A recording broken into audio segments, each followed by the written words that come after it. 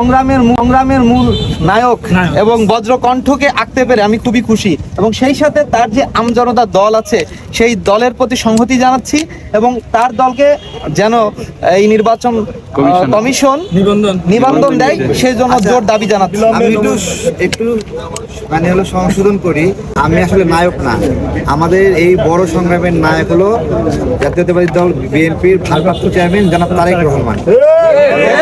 আমি বলি, আমরা বিভিন্ন এলাকায় সেনাপতি হিসেবে আমাদের কাজগুলো করেছি সাহসের সাথে, কিন্তু সেই সাহসের বিষয়েও আমাদেরকে গাইড করেছেন। এটা হলো কোনো স্বাভাবিক বিষয় না। আমি যে কাজটা করছি সেই কাজের পিছনে যেমন ভারপ্রাপ্ত চেয়ারম্যানের অনুপ্রেরণা ছিল, নুরুল হক নূর সে নিজেও বলেছে তাকেও অনুপ্রেরণা দিয়েছে কে?